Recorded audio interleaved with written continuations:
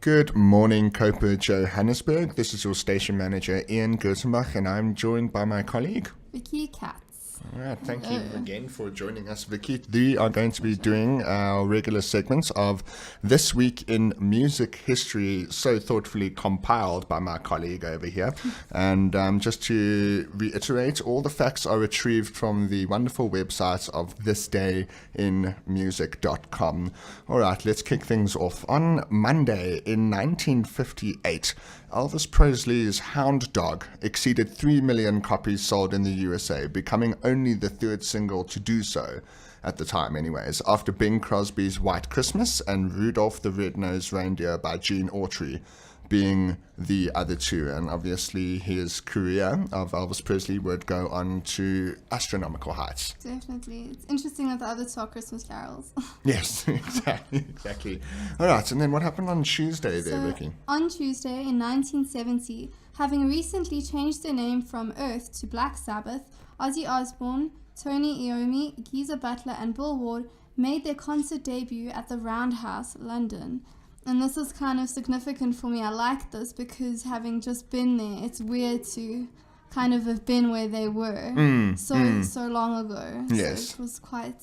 many years ago, and even to this day, many iconic concerts actually end up happening at the Roundhouse. It's actually quite because I believe it used to be, the Roundhouse actually used to be a train switching station. Yeah, and the thing is, the roof there, that's still the original wood. It's still there, and you can kind of see where the trains would have come in and that. Oh, it's my amazing. goodness. Wow, that's so very, very fortunate for you actually being at that venue as well. Yeah, it was phenomenal. Yeah, I can just imagine. All right, on Wednesday in 1976, Queen, the ever awesome Queen, were at number 1 on the UK singles chart with Bohemian Rhapsody. The single enjoyed a 9-week run on the chart, selling more than 1 million copies by the end of the month.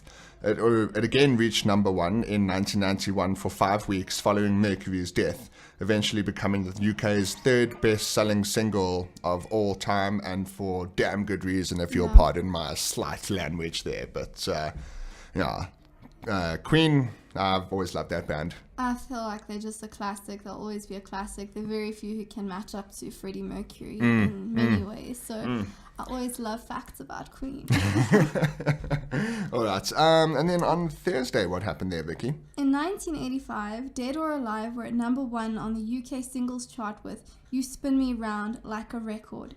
It was the first number 1 for the production team of Stock, Aitken and Waterman, who went on to produce over 100 UK top 40 hits, which is quite amazing. And I mean, that song's been used over again. It's been remade.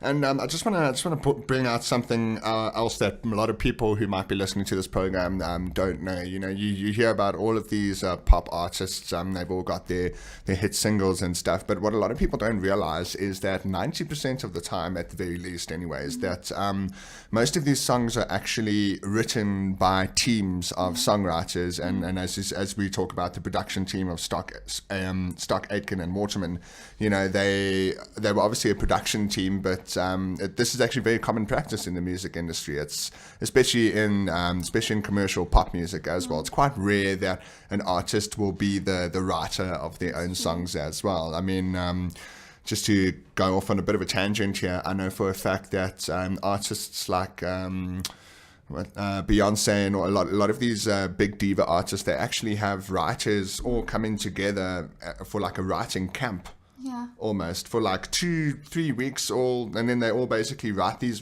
songs, and they all submit it to the slightly higher authorities, and then they choose the best ones. So just a little fun fact for those who don't actually know how the pop music world kind of works.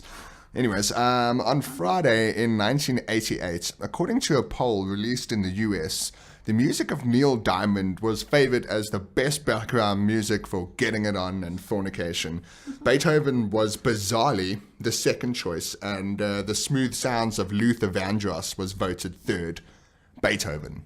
I just love that. It's just so eccentric. I just love it. Oh man, I mean, we try to be a family show here, but this fact in of itself was just too interesting because Neil Diamond, I can get it. Neil Diamond, he's got a nice voice. His music is soothing and stuff. And Luther Vandross as well. I mean, personally, I'm a Marvin Gaye kind of guy, but what's that other very deep voiced Barry White. Oh, Barry yes. White. He's also very good for intimate times, but Beethoven. I know. I don't know. I think there's something interesting about classical music that could maybe bring about another. I don't know about our listeners out there, but when I listen to classical music, I want to sit back and relax and think about deep things. I don't necessarily want to start making the beast with two backs, but that's a conversation for another time, I guess. On Saturday, Vicky, what happened? So on Saturday in 1993, Nirvana entered the US album charts at #1 with In Utero, their third and final studio album.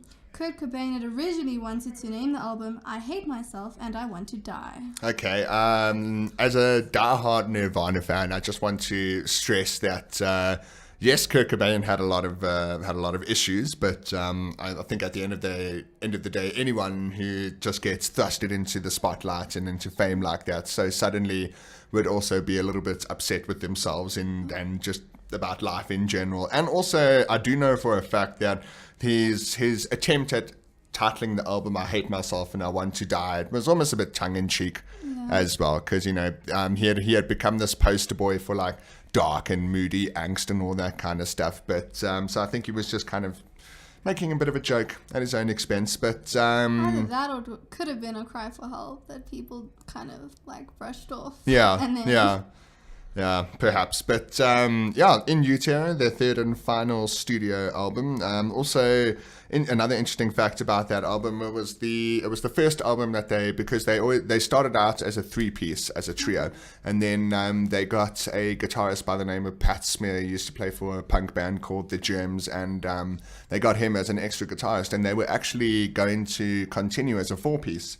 A slightly bigger band, and they had the Unplugged album, and then Kurt Cobain supposedly shot himself. I don't believe it. I believe there's a bigger conspiracy at hand, but again, that is a conversation topic for another time. And then finally on Sunday in 2004, Tom Jones, he of It's Not Unusual fame, was banned from wearing tight leather pants by his own son and manager Mark Jones.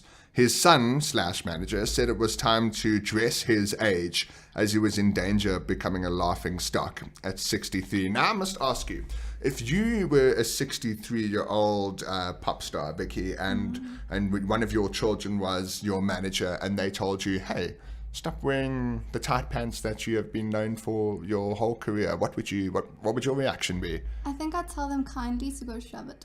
Exactly. I mean, I think some people are just made by those iconic items of clothing. Yes, exactly. So you kind of, I understand it's an age and maybe inappropriate, but because of who he is and his stature and his reputation, you can't just take away the guy's pants. Exactly. Okay. I mean, look at Tina Turner. Exactly. She is but by musician standards now, she is old, and she still has great legs, and she's still doing her thing in her tight little, in her short little dresses and what have you. Yeah, so and Madonna as well. And Madonna. So maybe it's just men that look terrible when they get older, and women just age like fine wine, get all nice and delicious and gracious. But anyways, that would be rounding up our weekly segment of This Week in Music History. If you have any thoughts or comments on that, please feel free to connect with us at COPA_SA on both Twitter and Instagram, or on Facebook. And please feel free to use the hashtags COPA Artist, COPA Radio, and COPA Life. Vicky, thank you once again for collecting the information and joining me on this one. It's a pleasure. Thank you for having me. Cool. And signing off, and enjoy your day.